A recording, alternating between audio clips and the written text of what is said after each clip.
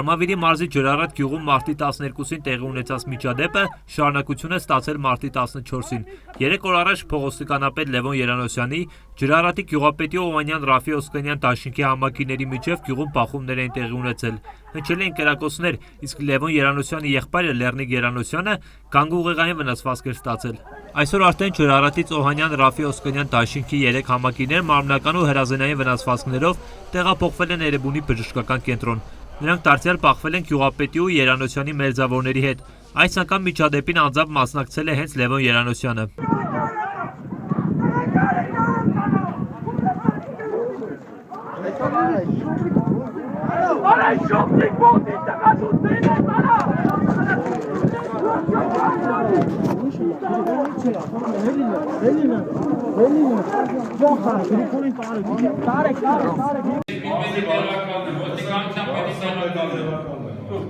Այս ներկայացեք, որ ում զենք ոստիկանության պետք է մամելուն ենք նա Լեռնոց ես ավասած Չէ Զարիջա տարածայ ու կարակացան յադել Գիրզեն էլ կարանք ներկայացնենք ցածատել Չէ անջատ էցի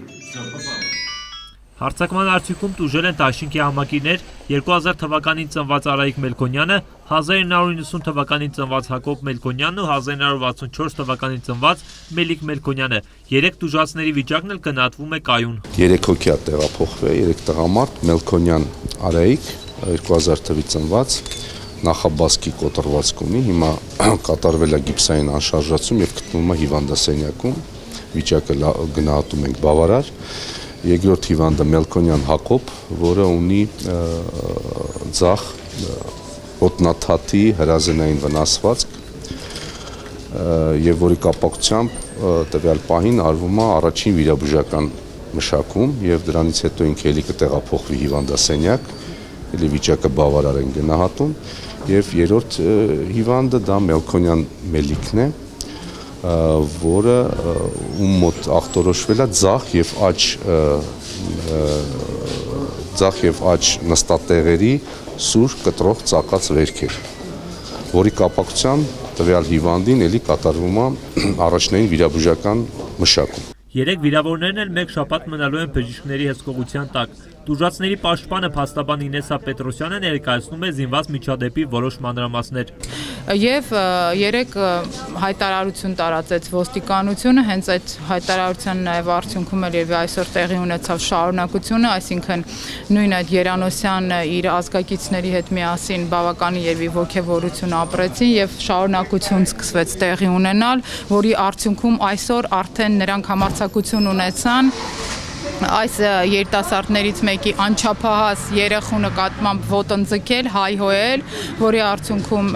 տղաներից մեկն էլ գնաց պարզելու թե ինչ է տեղի ունեցել ու տեղի ունեցավ արդեն սա ըստ նաև գյուղում տարածվող խոսակցությունների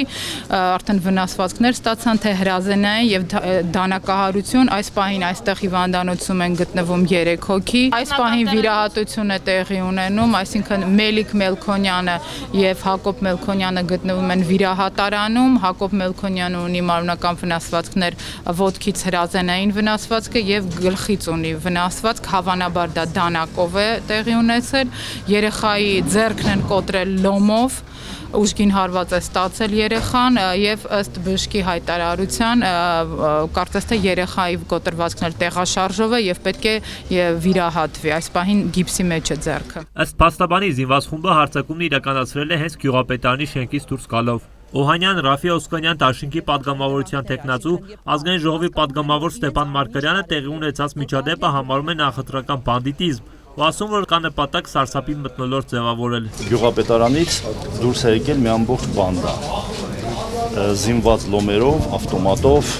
եւ այլ դանակներով, բոլորի մոտ դանակներ են նկատել։ Մեզ գյուղացիներից պատմեցին, որ այս ամենը եղել է որոշ ոստիկանների ներկայությամբ եւ միայն կրակոցից հետո է, որ փորձել են այդ զենք ունեցողին վնասազերծել։ Իդեպ ավտոմատով մեկը դուրս է գալիս գյուղապետարանից, ոստիկանության ներկայացուցիչներ են եղել, անմիջապես չեն խլում եւ նա կրակում է դա։ Սա, գիտեք, անուն տալ չեմ կարող անկեղծ ասած։ Ես ասեմ նախապես, որ մենք մեր ճանապարհով գնալու ենք, ինչ որ արել ենք, մենք գնում ենք իր ճանապարհով, նախընտրական հանդիպումները շարունակելու ենք անկախ իրենց արածից, բայց իմ համար հարց է առաջանում ռետորական. ինչու այս բոլոր դեպքերի մեջ հանրապետական կուսակցության մատն է խառնված եւ արդյոք հետևանք անելու են իրենք այս ամենից։ Ըստ ոստիկանության հաղորդագրության մարտի 14-ին ջրարատում կրակոցներ արձակած անձը բերման է ենթարկվել ոստիկանություն։ Քննչական կոմիտեում հարուցվել է քրեական գործ։